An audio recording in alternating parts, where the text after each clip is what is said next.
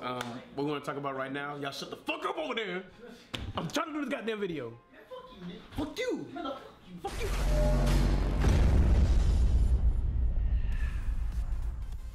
you. Yo, what's going on? It's Blair the Cart, guys. It's been a while. We back and we live, baby. Before we start this video, got a little discussion going on. And we gotta plug some people in. It's been a while, so gotta knock that dust off a little bit. So first of all, make sure you go follow the pages on Facebook, follow our Twitter.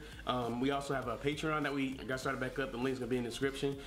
Just go ahead and make sure you, whatever you want to donate, $1, $2, $28, whatever you want to do. Any little bit helps, and it helps make our channel grow. That we're gonna start getting back on the regular grind with it. And also, make sure you go to YGOsingles.com to get your card needs. You know, Maximum Crisis is about to come out. The new Structure deck is about to come out. If you want to get the new cards, Euro print and everything, make sure you go to check out YGOsingles.com. And if you use the promo code TCG5, you get that 5% discount, and that helps us grow as well. So let's get on to the big thing. Oh, I'm sorry. I also got to shout out Threes Up and our newest sponsor, G Fuel. Definitely gotta give them a big shout out. There's gonna be a new sponsors, and Ophidian Games and Matt. So hopefully that you ordered that TCG mat, it'll be coming to you real soon. We just got that finished printing. It'll be shipping around in the next couple of days or whatever. So getting on to the video, the main thing at hand. What the new ban lists come out and everything, you know, some people are okay with this. Some people are totally pissed about the new ban list. I'm indifferent, it's whatever. I'm still gonna go out there and play. Maxi at 1, I was drawing the French Maxi anyway, so it didn't matter. Pretty much, it's been like a couple events. It hasn't been a major event yet. Denver will be this weekend, this Saturday and Sunday. That'll be like the first big event with the new ban list being attacked. There have been regionals, and I did attend the 400-person regional in Kissimmee, Florida, and with the first event that I've been to with the new ban list. And there was quite a few things that I saw which can kind of shape what the rest of this format is going to be, because this might be the list that we go into nationals with. So what I saw, I'll just go by through what I saw about the current format as it stands right now. The first and most important thing, which some people probably be pissed about, is that Zoo is still viable. Yeah, I'm sorry to say it. Zoo is still like one of the top decks, one of the best decks. It's not just a one card like insane combo anymore. Like, still one card still gets you to like what you want to do. Pretty much we're doing the 2017 equivalent of making Gear Geekin X and Gungnir. Pretty much we're just putting both of those on the same board. That's pretty much what we're doing. We make like one card gets you a Broad Bull, which gets you the Search, which is the X, the Giga X, and then you overlay it into Dryden, which is your Gungnir, either player's turn, which is still pretty strong, especially back with traps. That's really hard to beat. It's just now it doesn't take one card for you to draw 3, draw 5. People were still doing the draw 5 combo that I saw with the two fusion substitutes and everything. I did play Zoo at that event, got 12th, lost round 2 and lost the last round. But I decided to not play the fusion substitute in any capacity, not even at 1. Because the biggest thing that I was worried about was that you draw it going first. Well, game 1 you draw it. Even you're going second, it's pretty much a brick. And at any other point in time, if you don't have the combo, at any other time you draw it, it can be a brick as well. And I just wanted the deck to be as consistent as possible. I played people that played the 2 fusion substitutes, and like I think my round 4, round 5 opponent, he resolved it, drew like 5, 6 cards, and I still beat him game 2. So I'm not gonna tell you that they're not played, because drawing 5 is really, really good. But I can say that if you're still gonna go with Zoo, like it's not needed. And just pretty much Zoo still doing the same thing. You just play more traps or different traps. You just have to worry about what your matchups are, which I expected to be a lot of 60 card decks, a lot of Paleo, a lot of Infernoids, a lot of the Shiranui deck or anything like that. So that was the biggest thing with, like, from what I've seen, is that Zoo is still like a heavy contender within the meta. Well, another thing that I saw, which what I was expecting to see, was the resurgence of Paleo decks, of the Paleozoic deck. I saw almost everybody playing Paleozoics to some capacity, whether it be the 40 card version or the 60 card version. My opinion with that deck, even though it is strong, traps are broken, especially when they can revive themselves from the graveyard. The 40 card version is a little bit better in my opinion, because it's more consistent. You'd have to put like filler cards in there where you have more opportunities to get to the cards that you want, because the problem with Paleos, outside of Opabenia, they really don't have like a really consistent way to get to like the trap cards that they need. And a lot of the trap cards aren't that good. Of course, the Oilinoides, the MST one is pretty good. The Book of Moon one is really, really good as well. But you're really not gonna want to be playing. Oh, Morella is insane with Lost Wind right now. Those are like 3 best ones you want to play. But the other ones start getting a little crazy, like that you kind of not want to play them, or they're just not as powerful as the other ones. The one that puts a banish card back, you don't want to see that going first, especially if you haven't banished anything. And Dynamiscus is good for a karma cut, but if you're like either the 40 card version or the 60 card version, that means you have to keep a card in hand to use to discard, which means you have to, if you have all traps, you have to keep a trap that you might want to activate. You have to keep it in your hand, even though you can be Lost Wind or Breakthrough skill, but you still want to get full value of that by setting and everything. Or if you have a Swap Frog or something else that like any other monster that's the only thing in your hand, you have to risk doing that. The only time it's like really, really good is if you have Reckless Greed. And then the 60 card version, which I was expecting a lot of people to play because of Josh and Corey's, well, Josh's performance. Corey played the 40 card version. With Josh's performance at YCS Prague, I expected a lot of people to play that and almost play like the deck like card for card.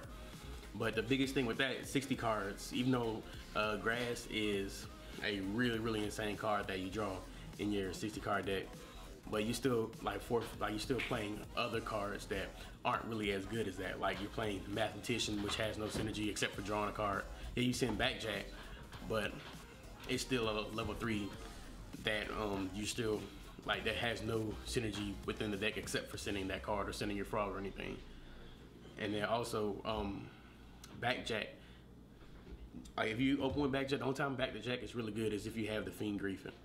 And if you don't have Fiend Griffin and you draw it, then pretty much it's a break. If you're setting a Backjack, then you're already behind in the game.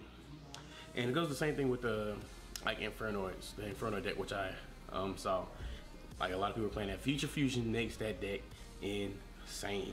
It gives the deck more reason to want to play Left Arm Offering, so you can search Future Fusion. Literally, if Future Fusion goes off in your Infernoid deck, I don't know why your opponent's still gonna be playing, because you literally send every single Infernoid card to your graveyard, and you have fodder for days, which is cool. I like fodder for days. Like just win the game pretty much.